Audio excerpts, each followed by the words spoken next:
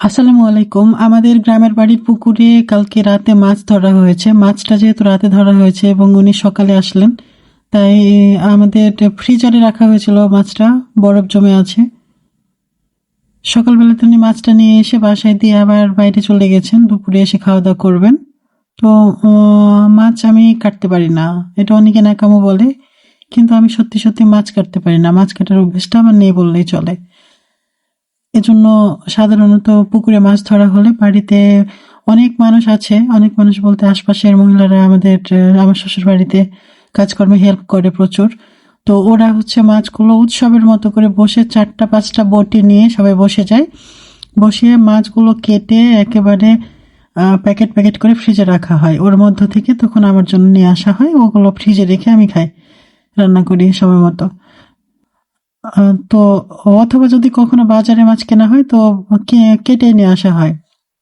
মাছ কাটাটা আমার জন্য খুব কষ্টের একটা ব্যাপার, আমার অভ্যেস নাই কাটতে। কিন্তু যেহেতু কালকে অনেকগুলো মাছ ধরা হয়েছে এবং রাত হয়ে গিয়েছিল, তাই মাছগুলো কাটার সুযোগ পাইনি।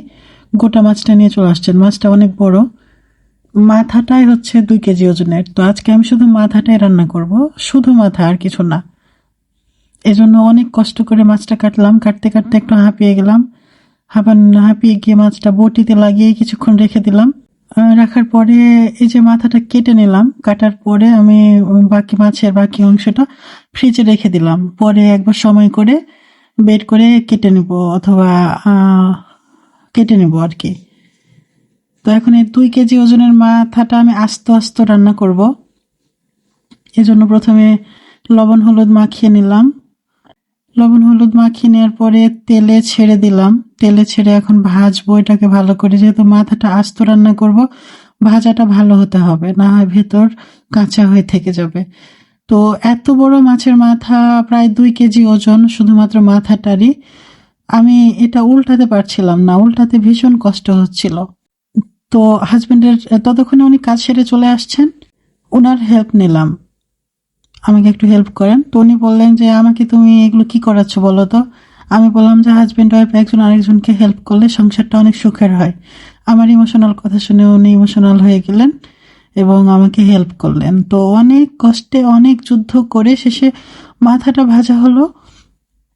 ভাজার পরে এবারে যেভাবে রান্না করা হয় নর্মালি, সেভাবে আগে হচ্ছে মশলা কষিয়ে নিলাম। পেঁয়াজগুলো ভেজে নিয়ে মশলা কষিয়ে নেওয়ার পরে ওর মধ্যে সবজি দিয়ে দিলাম। আমি একটু মাছের মাথাটা রান্না করবো, তো শুধু তো মাথা দিয়ে খাওয়া সম্ভব না, তাই ওর সাথে আমি ফুলকপি, বেগুন, আলু, টমেটো সব দিয়ে রান্না করব, যেন সবজির চাহিদাটা পূরণ হয়ে যায়। যেহেতু আমি মাছের পিছনে অনেকটা সময় নষ্ট করে ফেলেছি, আলাদা করে আরেকটা তরকারি রান্না করতে যাওয়াটা এখন অনেক সময় সাপেক্ষ ব্যাপার। অলরেডি দুপুর হয়ে গেছে, এজন্য আমি আর কিছু রান্না করব না, আমি এই সবজি দিয়ে মাছের মাথাটা রান্না করব।